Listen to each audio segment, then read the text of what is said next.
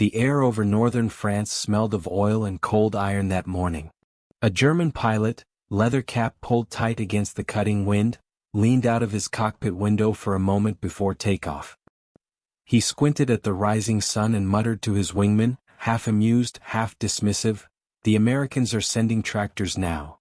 By tractors he meant the new P-47 Thunderbolt. To his eye, the airplane was not sleek, not beautiful, not even properly threatening. It looked like a farm machine clumsily fitted with wings.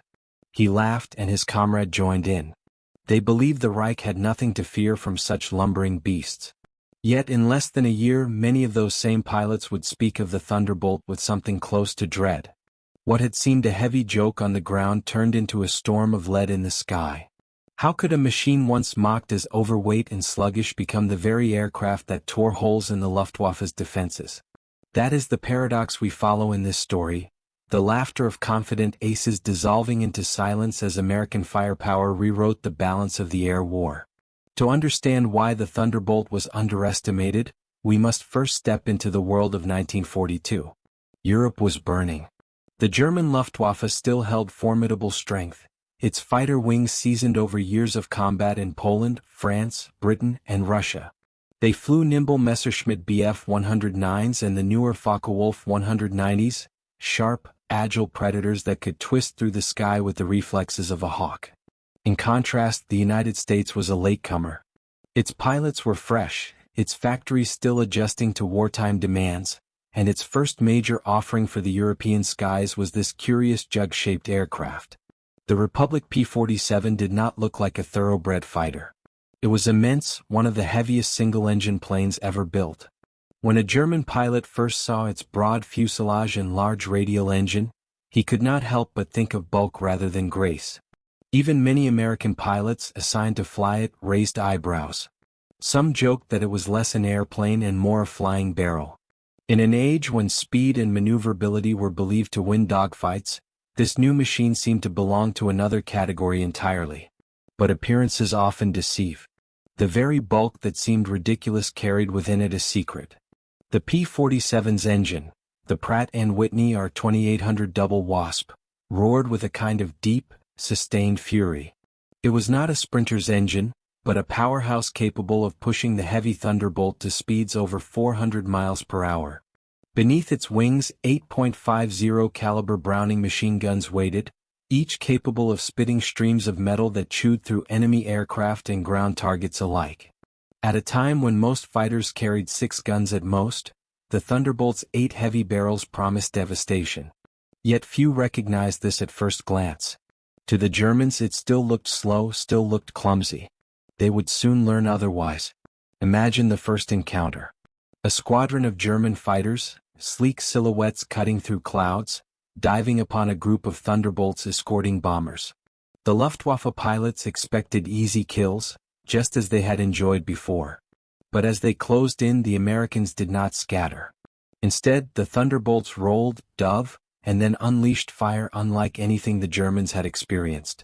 8 guns per aircraft, multiplied across a formation, filled the air with a curtain of lead. Tracers stitched across the sky, their glow reflecting off glass and steel. In an instant, the hunters became the hunted. Still, the story of the Thunderbolt's rise was not only about firepower. It was also about endurance, both mechanical and human. The heavy frame that seemed ungainly could absorb punishment that would have shredded lighter planes. German pilots soon discovered that hitting a Thunderbolt did not guarantee victory. Bullets punched holes, but the aircraft kept flying, engines coughing smoke yet still dragging its pilot home. Stories spread across airfields. Tales of P-47s returning with wings torn, tails riddled, engines sputtering, and still landing safely. This resilience unsettled the enemy. The joke of the tractor plane was fading. Meanwhile, across the Atlantic, American industry was awakening. The Thunderbolt became a symbol of what the United States could produce when it mobilized fully. Factories that once built cars and appliances now churned out fighters in staggering numbers. Workers, many of them women stepping into industrial roles for the first time, riveted panels, installed engines, and tested weapons at a pace Europe could scarcely match. For every pilot who doubted his new mount, There were dozens of workers on the home front who believed in it. Together they were forging a weapon that would alter the air war. But all of this was still ahead. In those first encounters, laughter still echoed in German cockpits. They saw the Thunderbolt's broad nose, its thick wings, its silhouette that seemed to block half the horizon, and they thought, "This cannot dance with us." What they had yet to realize was that the dance itself was changing. No longer would combat be won only by quick turns and daring spirals. The new measure of survival was firepower, endurance, and the ability to shepherd bombers deep into hostile territory. The Thunderbolt, underestimated and ridiculed, was about to prove it could do all three. And so, in this story we follow that transformation, from scorn to fear, from laughter to silence. We will walk through the hangars where young American pilots first climbed into cockpits of planes they barely trusted. We will hear the voices of German aces, once supremely confident, suddenly confronted with an opponent they did not expect. And we will witness how a machine once dismissed as a flying tractor became the thunder that rolled across Europe's skies. In those first uncertain months when the Thunderbolt entered European skies, the skepticism wasn't confined to German pilots. In the damp wooden huts of airfields scattered across southern England, the voices of American flyers carried the same doubts. "How's this flying bathtub supposed to take on a Messerschmitt?" they muttered as ground crews fitted the bulky new fighters with their external tanks and checked the labyrinth of ducts that snaked through the fuselage. For young men who had grown up reading tales of sleek biplanes and racing monoplanes, the Thunderbolt seemed more like an engineer's eccentric experiment than a thoroughbred fighter. The comparisons were inescapable. Their British allies flew the elegant Spitfire, its elliptical wings slicing the sky like a rapier. Rumors spread of the new P-51 Mustang, nimble and graceful, arriving in increasing numbers. Against such silhouettes, the P-47 looked like a brute. Its profile on the runway was ungainly, a massive cowl surrounding the roaring Pratt & Whitney radial engine, wings that seemed stubby in proportion, and a fuselage that resembled the barrel of a cannon. Even those who would later become legends in the aircraft admitted that at first glance, they had little faith. Yet beneath that heavy frame lay qualities no one could yet appreciate. Republic Aviation's engineers had designed an aircraft for the war they knew America would fight, a war of attrition fought at high altitude over enemy territory against waves of seasoned opponents. They understood that survivability, firepower, and sheer endurance would matter more than delicate agility. To the Germans this philosophy seemed absurd. To the Americans who would have to climb inside, it felt like a gamble. Training on the Thunderbolt was unforgiving. Reports of accidents multiplied. Ground loops on wet runways, torque rolls that flipped the plane unexpectedly during takeoff, stalls that could snap into uncontrollable spins. Instructors reminded their pupils that the P-47 wasn't a plane you flew, so much as one you learned to dominate. Those who treated it gently often came back shaken or not at all. But those who pushed through discovered something astonishing. The machine responded with a kind of brute reliability once you accepted its weight and power as weapons rather than burdens. By the spring of 1943, the first Thunderbolt squadrons began operational sorties over occupied France. Their mission was simple yet daunting: protect the lumbering streams of B-17 Flying Fortresses and B-24 Liberators as they ventured deeper into hostile skies. The Luftwaffe, hardened by years of combat over Poland, France, Britain and Russia, waited for them with quiet confidence. German pilots joked among themselves that the Americans had finally sent flying cows into battle. In their eyes, the Thunderbolt was little more than a target too large to miss. The early numbers seemed to support German arrogance. In the first month of engagements, Thunderbolt groups lost aircraft at alarming rates compared to the kills they could claim in return. The Luftwaffe exploited every weakness they could find. They struck from below where the Thunderbolt's climb was sluggish.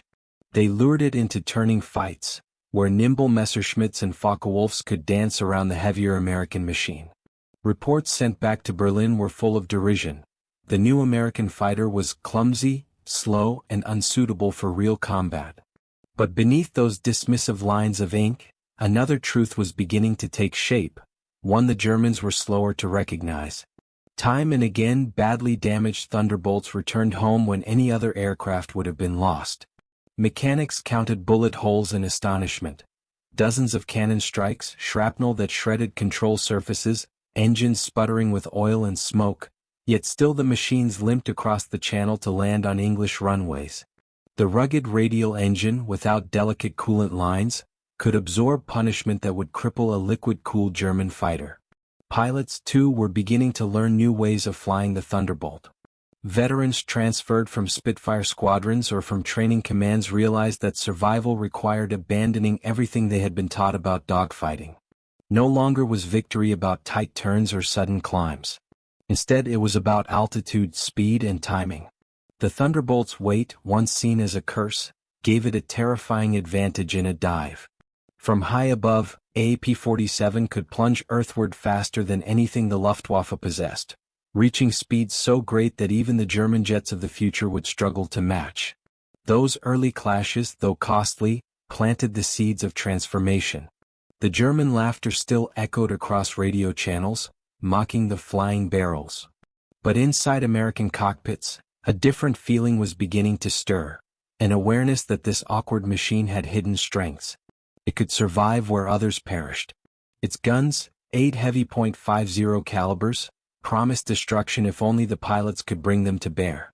The question was not whether the Thunderbolt could fight. The question was whether American pilots could learn quickly enough, before German confidence turned those early losses into a crushing advantage. And so, in the skies above France during the summer of 1943, the great experiment entered its proving ground. The turning point came not with a grand campaign, but in the raw, chaotic minutes of individual encounters.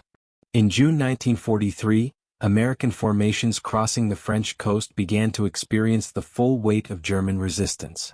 Focke-Wulf 190s and Messerschmitt 109s, led by veteran aces with hundreds of missions behind them, pounced on the newcomers with the certainty of predators. The Thunderbolts at first seemed to be easy prey. They could not twist away in tight spirals, nor leap upward in sudden climbs. Yet the battlefield has a way of exposing hidden truths. In one encounter, a Thunderbolt limped back to base riddled with cannon holes, its canopy shattered, hydraulic lines severed, its pilot wounded and half-blinded by oil. The plane should have been a fireball over the channel. Instead, it rolled to a stop on an English runway. Mechanics counted more than 200 impacts before giving up. The stunned ground crews realized they were looking at a machine capable of enduring punishment on a scale no one had anticipated. Word spread quickly. Pilots who had doubted their mounts began to tell new stories in the mess halls. The P-47, they said, was a beast that refused to die. And when it did manage to line up its guns, the effect was unlike anything in the skies. Unlike the limited ammunition of German cannon, the Thunderbolt carried thousands of rounds, enough to sustain fire for half a minute, an eternity in air combat. What seemed at first like a cumbersome armament soon proved devastating. A 2-second burst from all 8 guns created a storm of lead dense enough to shred an enemy fighter into fragments. The Germans were slow to understand this shift.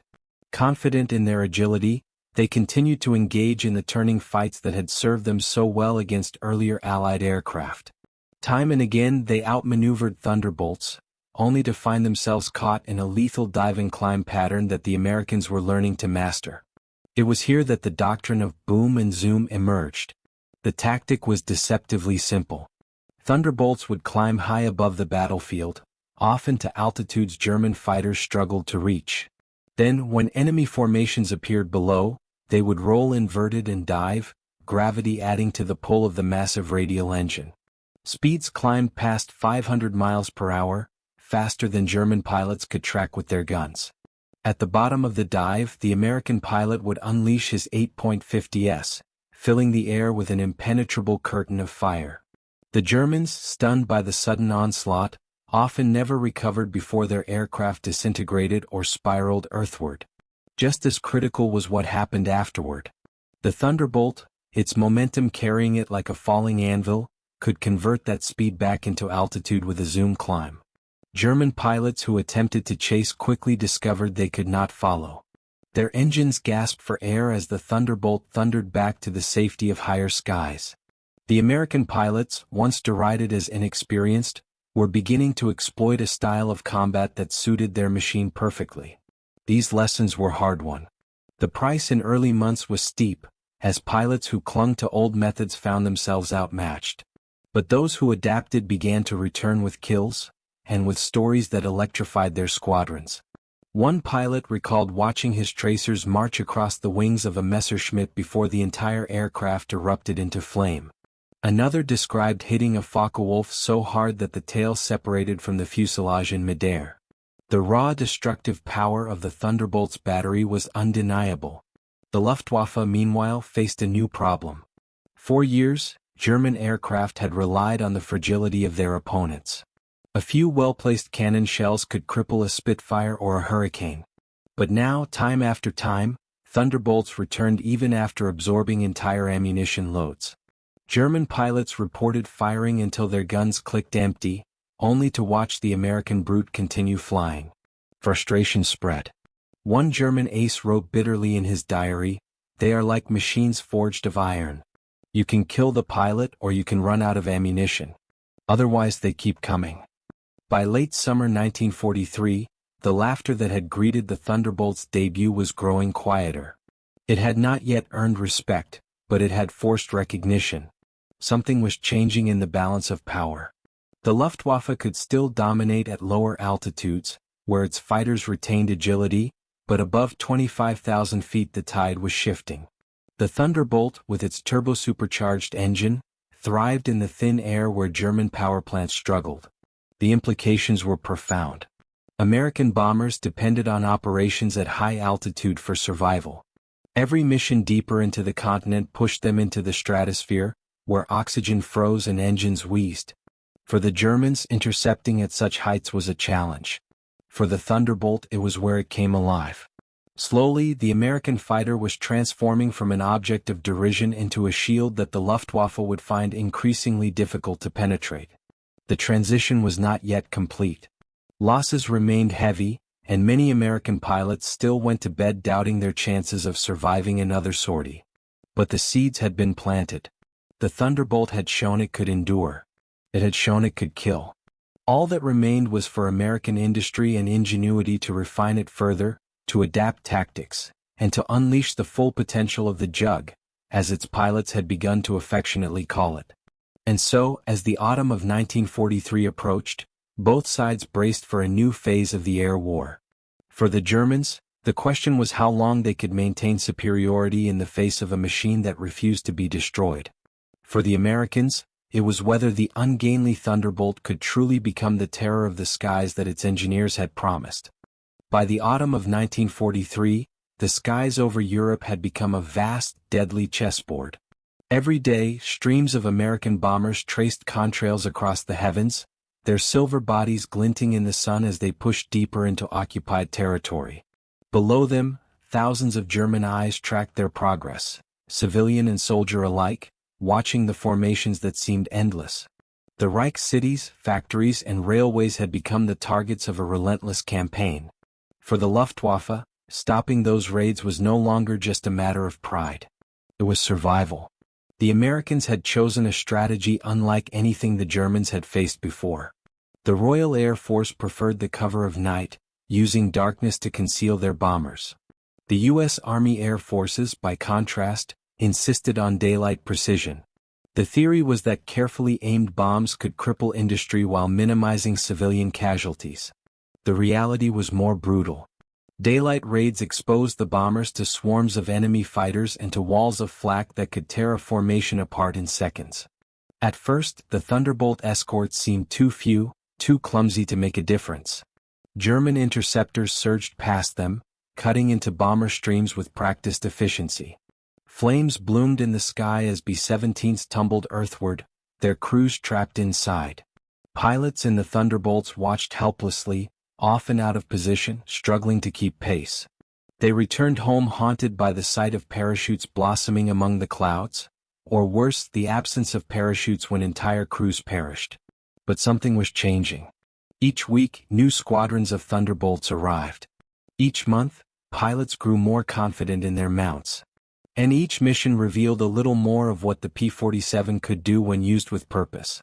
One crisp October morning, A squadron of Thunderbolts flew high cover for a force of flying fortresses bound for targets deep inside Germany. The Luftwaffe rose to meet them in numbers. From a distance, the dogfight looked like a swarm of angry insects, specks darting against the white canvas of contrails. But for the men inside those cockpits, it was chaos. The Germans dove aggressively, intent on tearing into the bombers. Yet this time the Thunderbolts were ready. From high altitude they swooped down in coordinated pairs. The heavy fighters roared into dives, the wind screaming against their fuselages, their instruments trembling as they approached speeds that pushed the limits of their frames. At the bottom of the arc the Americans unleashed their guns. Tracers stitched through the air in rivers of light. A Messerschmitt disintegrated in mid-climb, wings torn from its body. A Focke-Wulf erupted into flame, spiraling downward as its pilot bailed out too late. The radio chatter reflected the shock. German voices cursed, their formations scattering under the weight of the assault. American pilots shouted in disbelief at the destruction they had wrought. 8 guns firing together produced a torrent of lead so overwhelming that even a fleeting burst could obliterate a target. For the first time, German pilots who had laughed at the Thunderbolt's bulk now spoke of its guns with genuine fear. Encounters like this multiplied. Reports began filtering through Luftwaffe squadrons. The P-47 was not to be underestimated. The once derided flying barrel had become an executioner in the skies. It could not be easily shaken once it dove, and its resilience meant that even heavy hits often failed to bring it down. German aces, veterans with dozens of kills, suddenly found themselves facing opponents who absorbed their attacks and responded with crushing firepower. But it wasn't only in the air that the Thunderbolt's reputation grew. Pilots discovered that the aircraft could carry bombs and rockets in addition to its guns. At first, this role was secondary, but it hinted at a future where the Thunderbolt would become not just a guardian of bombers but a scourge of German ground forces as well. Villages near airfields trembled at the thunderous sound of the radial engines overhead, and soldiers at flak batteries looked up with dread when the silhouette of a P-47 appeared against the sun. For American flyers the change was visceral. In the early months, they had strapped into their cockpits with grim resignation, doubting whether they would return. Now confidence grew. They still feared the enemy, they would always fear the enemy, but alongside that fear came respect for their machine. Many began to speak of the Thunderbolt with affection, calling it the Jug, short for Juggernaut. It was a nickname born not of elegance but of raw strength, and it fit perfectly. The Luftwaffe, meanwhile, faced an erosion of morale. Its pilots, once lords of the sky, began to notice that their victories came harder, their losses greater. Each encounter with the Thunderbolt consumed ammunition and fuel at alarming rates, and replacements for men and machines were harder to come by. The German home front still clung to the illusion of air superiority, but those who fought knew the truth was shifting. By late 1943, American commanders sensed the change as well. They pressed their advantage, sending bomber raids deeper into the Reich with larger fighter escorts. The Thunderbolt's long legs, extended by drop tanks, carried it farther and farther from its bases. Missions that had once been near suicidal began to look survivable. And yet, the war in the air was far from won. For every German aircraft destroyed, another rose to take its place. For every raid that succeeded, dozens of American crews paid the price. The skies over Europe remained one of the deadliest arenas of the war, a crucible in which technology, courage, and endurance were tested daily. Still, among the Americans there was a growing conviction that the tide had begun to turn. The laughter of German pilots had given way to grim determination. The Thunderbolt was no longer a joke. It was a weapon to be feared, and the fear was spreading. As the new year of 1944 dawned, the war in the air reached a level of ferocity few had imagined possible. The American 8th Air Force intensified its daylight raids, sending hundreds of bombers deep into the heart of Germany. Each mission tested the endurance of man and machine. Each sortie stretched the Luftwaffe thinner. And alongside those bomber streams flew an ever-growing armada of Thunderbolts, now seasoned, now respected, and increasingly lethal. But even as their legend grew, the Thunderbolts' role began to shift. Commanders realized that the aircraft's immense strength and power could be turned to a second mission, attacking the enemy on the ground. With its thick skin and heavy payload capacity, the P-47 was uniquely suited to withstand flak and deliver destruction. Pilots trained to drop bombs, launch rockets, and strafe with their 8.50 caliber guns. The German fighter pilots had once joked about the Thunderbolt's bulk. Now they would learn that bulk made it the most formidable ground attack weapon the Allies possessed. Over the fields of France and the forests of Belgium, villages and rail yards shuddered as Thunderbolts screamed down in attack dives. Their guns stitched across convoys of trucks. Rockets slammed into bridges. Bombs reduced supply depots to smoking craters. German soldiers who had once looked skyward for friendly fighters now flinched at the unmistakable growl of the radial engines. Survivors described the noise of a Thunderbolt dive as something more than mechanical. It was a physical presence, a thunderclap that pressed against their chests before the weapons struck. Yet even as this new role emerged, the Thunderbolt remained a bomber's guardian. Escort missions grew longer, reaching beyond the roar and into the industrial heartland. Drop tanks extended range and pilots learned to manage fuel with precision. The Luftwaffe fought desperately to intercept, but each battle drained them further. By the spring, the Luftwaffe's aces began to notice something they had rarely felt before: hesitation. Once, German pilots had hunted aggressively, eager for battle. Now, many approached with caution, aware that a poorly timed maneuver could end in annihilation. The P-47s no longer fought alone but in disciplined packs. When one dove, another covered. When one climbed, another followed. American flyers had transformed from novices into predators, wielding their ungainly machines with growing mastery. One encounter that spring became emblematic. A group of Thunderbolts intercepted German fighters attacking a bomber formation near Brunswick. Outnumbered, they nonetheless pressed their attack. A veteran Luftwaffe officer, credited with dozens of kills, later admitted he had never experienced such concentrated firepower. It was as if the sky itself was filled with bullets, he told his comrades. His aircraft limped home, torn and bleeding oil, while several of his wingmen never returned. The Luftwaffe was bleeding in more ways than one. Replacement pilots arrived with fewer flight hours, sometimes barely trained before being sent into combat. Against hardened Americans flying the Jug, their survival chances were slim. The gap between veteran aces and inexperienced recruits grew, creating a fragile structure where losses could not be replaced. The Luftwaffe was still dangerous, fatally dangerous, but the aura of invincibility that had carried them through the early war was cracking. For Thunderbolt pilots, the transformation was personal. Many had entered combat doubting the machine beneath them. Now they strapped in with a sense of grim trust.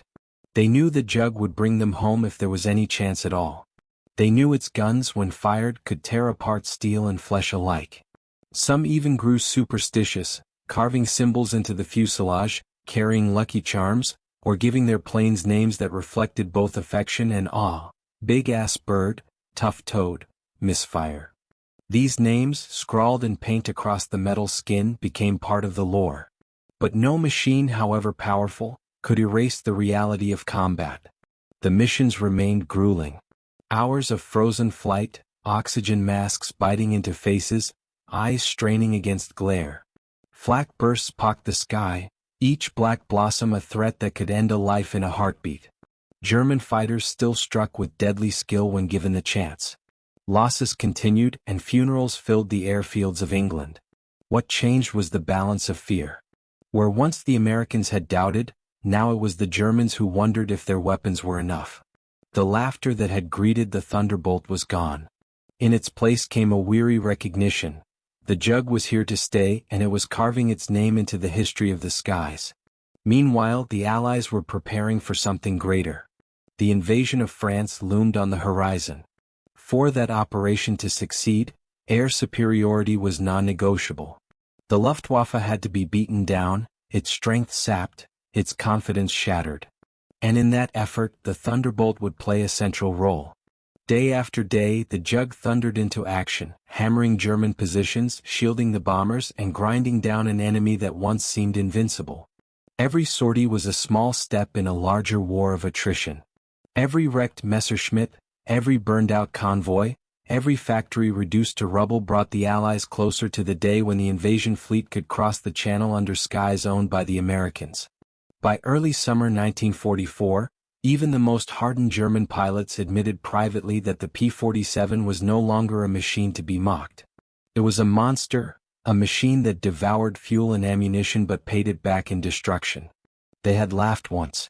They were not laughing now. June 6, 1944, D-Day. The day that Allied soldiers stormed the beaches of Normandy was also the day when the skies revealed the full power of American air supremacy. Above the armada of ships and landing craft, a shield of fighters patrolled ceaselessly, keeping German aircraft at bay. Among them, the Thunderbolt carved its legend. In the weeks leading up to the invasion, the Jug had already proven its worth. Squadrons had ranged across northern France, blasting rail lines, tearing apart bridges, and reducing transport hubs to twisted wreckage. By the time the first waves of troops set foot on French soil, the German logistical network in the region was already a shadow of its former self. Supply trains rarely reached their destinations. Fuel depots burned. Roads were cratered and choked with debris. This systematic destruction was no accident. It was the work of Thunderbolts and their fellow Allied fighters, softening the battlefield for the decisive moment. On D-Day itself, Thunderbolt pilots awoke before dawn. They climbed into cockpits still damp with dew, engines rumbling as ground crews waved them off. The mission was clear: keep the skies free of German interference and hammer any reinforcements moving toward the beaches. Throughout the day, waves of P-47s circled above the invasion fleet. German aircraft tried to break through, but the Luftwaffe's response was scattered and desperate. By nightfall, Allied commanders could confirm what every soldier on the sand already felt: the Luftwaffe had failed to mount any serious challenge. For the men on the ground, it was the Thunderbolt's second role that mattered most. Squadrons roared inland, diving on enemy strongpoints, convoys, and artillery positions. Pilots carried 500-pound bombs, rockets, and the ever-reliable 8.50s. German troops described the experience as overwhelming. The Jug would appear suddenly out of the clouds, its guns ripping apart armored columns. Tanks that once terrorized the battlefield now found themselves hunted from above. Even the vaunted panzer divisions, symbols of German armored might, were vulnerable when a squadron of P-47s descended upon them. Survivors remembered the sound above all else. The heavy radial engine gave the Jug a guttural roar distinct from the sharper whine of other fighters.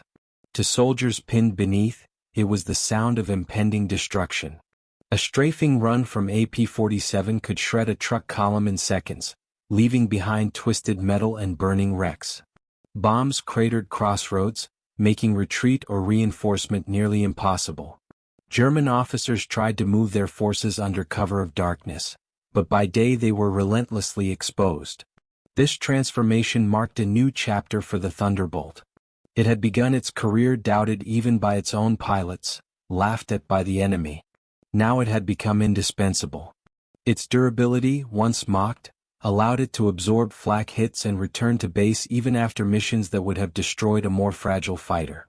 Its firepower, once considered excessive, was now perfectly suited for ground attack. And its presence, multiplied across hundreds of sorties each day, gave the Allies a weapon that crippled German ability to resist. As the Allies broke out from the beaches and pushed through the hedgerows of Normandy, the Thunderbolt flew almost constantly. Pilots often made multiple sorties in a single day, landing to refuel and rearm before rushing back into the air. Ground crews worked without pause, patching bullet holes, replacing worn barrels, and loading fresh ordnance. The tempo was brutal, but the results were undeniable. German counterattacks were blunted not only by Allied infantry and armor but by the relentless hammer from above. For German soldiers, morale crumbled under the shadow of the Jug. Memoirs and after-action reports describe men diving for ditches at the first hint of the engine's growl. Armored crews abandoned vehicles rather than risk being caught in the open. In many cases, the mere presence of Thunderbolts overhead was enough to halt a movement. Fear became as much a weapon as the bullets and bombs. By midsummer, as Allied forces encircled German divisions near Falaise, the Thunderbolts' impact was unmistakable. The pocket became a killing ground not only because of ground pressure but because Thunderbolts and other fighter bombers reduced retreating columns to rubble. Roads were lined with burned-out vehicles, blackened skeletons of tanks, wagons overturned in ditches. German survivors who managed to escape described the slaughter as apocalyptic. For the Americans, the Thunderbolt had become the embodiment of overwhelming force. Back in England, pilots reflected on what they had witnessed. Many confessed to being haunted by the destruction they dealt. One wrote that strafing a convoy was like plowing through a line of ants with a blowtorch. Yet they understood their role. Every truck destroyed meant fewer supplies for German soldiers. Every tank shattered meant fewer Allied lives lost in the fields below. The Jug had become not just a protector but a sword, cutting deep into the enemy's ability to fight. By the end of the Normandy campaign, few doubted the value of the P-47. It had earned the grudging respect of its pilots and the fearful acknowledgement of its enemies. Where once it had been mocked as a flying barrel, it was now seen as a juggernaut in truth, a relentless force that had turned the tide of battle both in the air and on the ground. And yet, the war was not finished. Beyond Normandy lay the forests of the Ardennes, the plains of Germany, and the desperate final stands of the Reich. The Thunderbolt would be there too, its role expanding, its legend growing, until even the most hardened German pilot could no longer deny the truth. The Jug was a machine of survival, destruction, and inevitability. Winter descended on Europe with a ferocity that matched the war itself. By late 1944, many Allied soldiers believed victory was within reach. Paris had been liberated, the front pushed to the German border, and rumors spread that the Reich could not last much longer. Yet in December the Wehrmacht launched one final desperate gamble.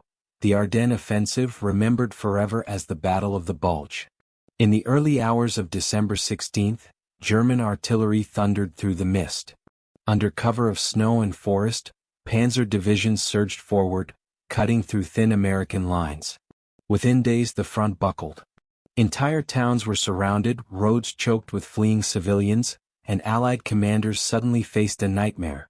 The enemy had not collapsed but risen once more in fury. For the Thunderbolt, the battle began in frustration.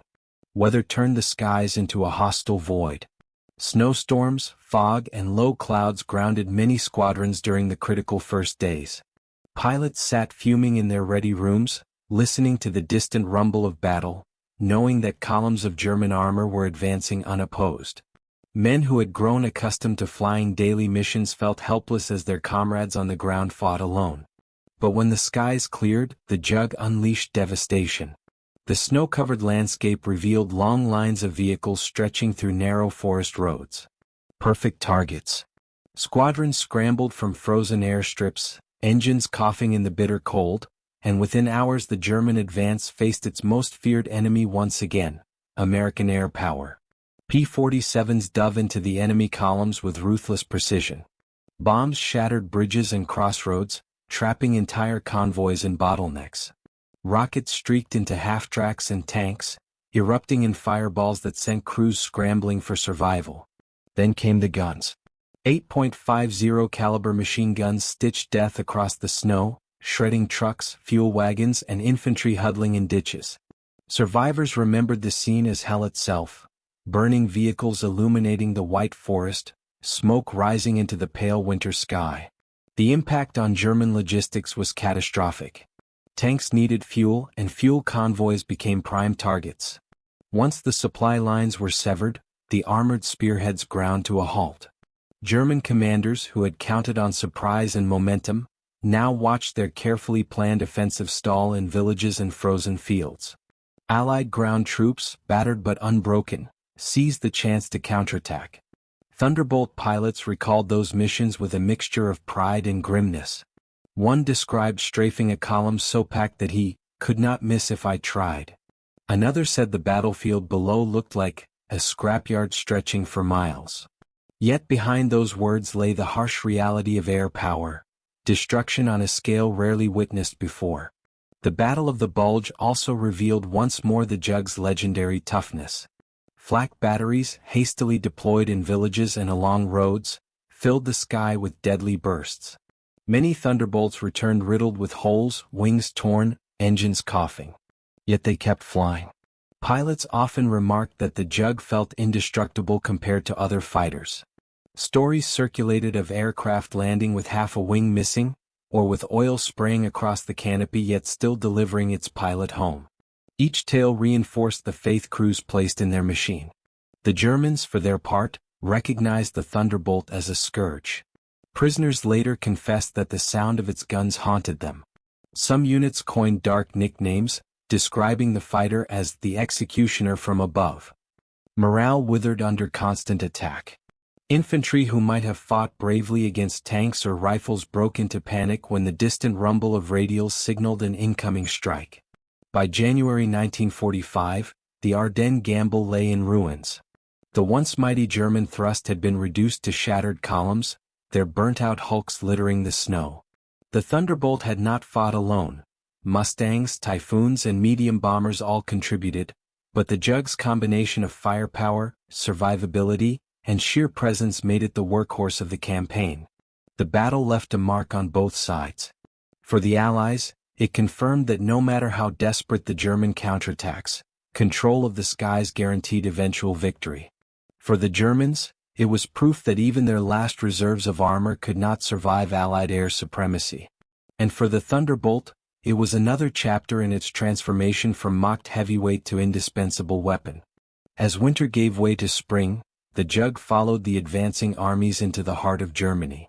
Its missions grew even more varied, escorting bombers, strafing trains, blasting bridges, silencing artillery nests. Everywhere the front moved, the Thunderbolt was overhead. Towns reduced to rubble bore witness to its firepower. Villages filled with surrendering German troops did so under its shadow. Pilots, once skeptical, now spoke of the Jug with reverence. They knew it was not the fastest nor the sleekest fighter, but it had saved their lives countless times. In the chaos of dogfights, in the inferno of flak-filled skies, the Thunderbolt endured. It was a friend that could be trusted to take hits, to bring them home, to turn their trigger pulls into devastating effect. In the Ardennes, the Jug had shown the world that even in the coldest, darkest moments of war, steel and determination from above could turn defeat into victory. And yet the story was not over. Ahead lay the Rhine, the ruins of German cities, and the desperate final months of a collapsing Reich. The Thunderbolt would be there too, roaring through the smoke, ensuring that when the end came, it came under American skies of fire. By early 1945, the once unshakable Reich stood at the edge of collapse. Allied armies pressed against the Rhine, that ancient river which had so often served as Germany's shield. For Hitler, holding the river was a matter of pride as much as strategy. For the Allies, crossing it meant breaching the last great barrier before the heartland. And overhead, the Thunderbolt prepared for the final campaign. Airfields in France and Belgium buzzed with constant activity. Mechanics worked through cold nights patching wings, replacing engines and loading bombs. Pilots, veterans now hardened by years of combat, studied maps marked with German rail junctions, fuel depots and troop concentrations. Every mission had a single purpose: to suffocate the Reich before the ground armies surged forward. The Thunderbolt's contribution was relentless. Squadrons scoured the skies for the dwindling Luftwaffe, yet more often their prey lay on the ground. Rail lines became the arteries of the German war machine, and the Jug severed them with surgical brutality. Bridges across the Rhine, already scarred by earlier raids, were hit again and again. Trains carrying troops or fuel were obliterated in sudden strikes, their carriages erupting in fire as survivors scattered into the countryside. German civilians watched from shattered towns as the sky thundered with low-flying aircraft. For them, the Jug was no longer a curiosity but a symbol of inevitable defeat. Diaries from the time speak of the endless roar and the rain of iron that fell without warning. Children covered their ears while parents scanned the skies, knowing resistance was futile. On the front lines, German soldiers experienced a nightmare-made routine. Any daylight movement invited annihilation. Trucks advancing toward the river crossings found themselves engulfed in flames before they reached the halfway point.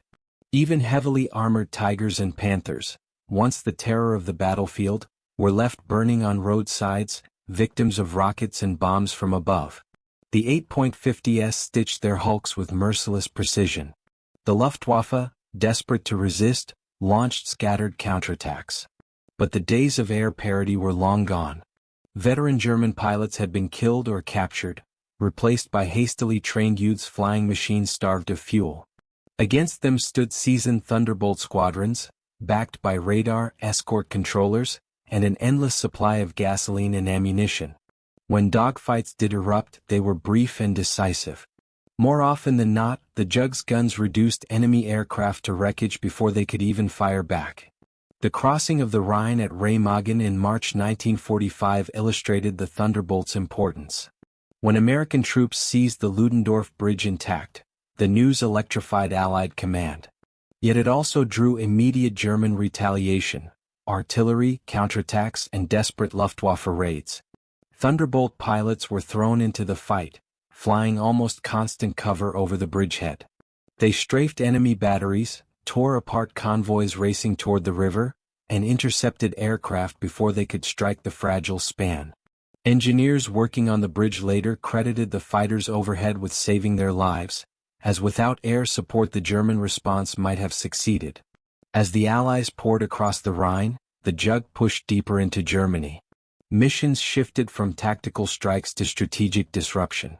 Fuel plants, still barely functioning, were flattened. Communications hubs were silenced.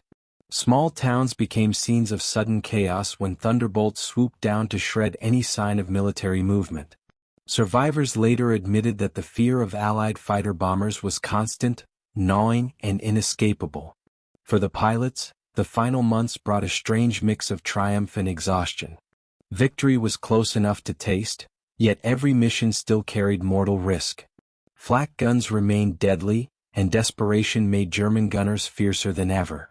Some squadrons lost comrades even in the last weeks, their aircraft exploding in black clouds above ruined villages. One pilot wrote to his family that the war felt like a marathon where the finish line moves further each day. Yet the Jug endured. Its durability, once ridiculed, was now legend. Countless times, damaged aircraft limped back over the Rhine with wings shredded, engines smoking but pilots alive. Crews joked that the Thunderbolt could fly with half its parts missing. Behind the humor lay truth. The Jug's toughness gave its pilots not only survival but confidence, the kind of faith that made them press attacks even when flak turned the sky into a furnace. As Allied tanks rolled through the shattered remnants of the Reich, the Thunderbolt flew above them like a relentless shadow. Every bridge blown, every convoy scattered, every column of smoke rising from a destroyed fuel dump was another step toward ending the war. German soldiers, once proud, now surrendered in droves, often throwing down weapons at the mere sound of approaching aircraft. The dominance was not just physical but psychological. By April 1945, as the Allies closed in on Berlin from the west and the Soviets advanced from the east, the Thunderbolt's role shifted once more, from war fighting to final suppression. Pilots hunted the last stubborn strongpoints, strafed isolated garrisons, and scoured forests for retreating units. The Jug had been mocked at its birth, doubted by friend and foe alike. Now it was a symbol of inevitability, its growl echoing across a collapsing Germany. And as victory loomed, those who flew it began to realize that their ungainly, underestimated fighter had carved a legend that would outlast the war itself. By the spring of 1945, the once mighty Luftwaffe had become a shadow of itself. Its pilots were boys barely out of school, its planes grounded for lack of fuel, its airfields reduced to cratered ruins.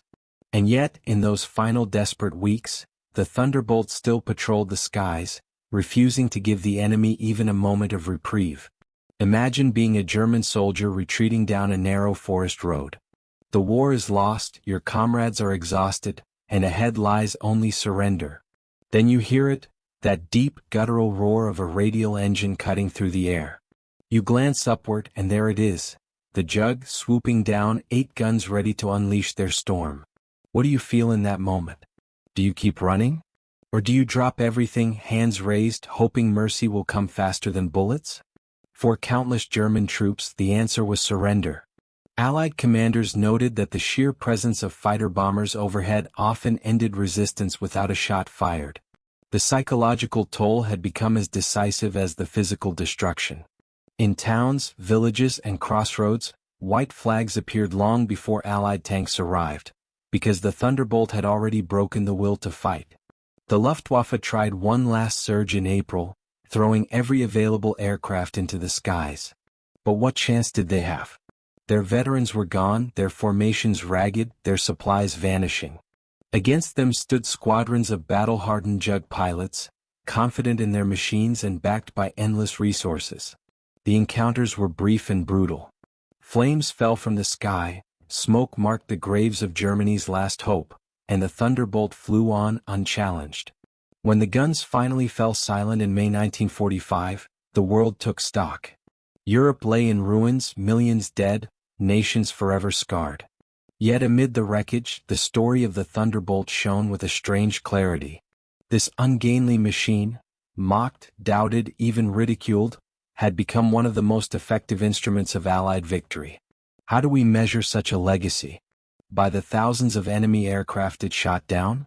By the endless convoys and armored columns it destroyed? Or perhaps by something less tangible, the confidence it gave to soldiers on the ground, who looked skyward and knew they were not alone. The Jug's pilots returned home changed. Many spoke of the pride they felt in having flown the beast, in having proven that size and power could triumph over speed and elegance. Some carried scars, physical and mental, that would never heal. But all of them knew that history had vindicated their machine. And what of the laughter that once greeted the P-47? German pilots who had smirked at its bulk, who had scoffed at its size, were forced to admit in the end that the Jug had crushed their illusions. The joke, it turned out, was on them. Today, when we look back at the war, the P-47 does not always receive the same spotlight as the Mustang or the Spitfire. But ask the ground troops who survived Normandy, the Ardennes, the crossing of the Rhine. Ask them which aircraft they trusted most, and many will tell you the same: the Thunderbolt. So what can we, listening decades later, learn from this story? That appearances deceive. That strength comes in many forms. That sometimes the slow, the heavy, the underestimated are precisely what the moment demands. Would victory in Europe have looked the same without the Jug? Would Allied advances have been as swift, as relentless, if German armor had rolled unchallenged? Or did the Thunderbolt, in its roaring, relentless way, tip the balance of history?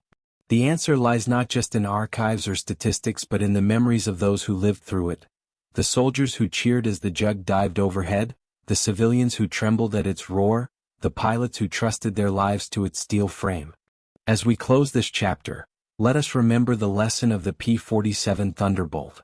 Laughed at first, feared at last, it teaches us that power is not always pretty, and victory often comes from unexpected shapes.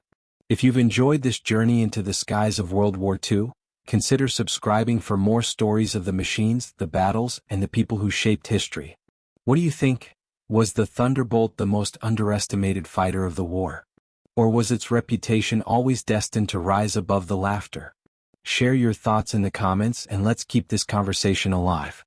Because history, like the Jug itself, is never truly finished. It roars on, waiting for us to listen.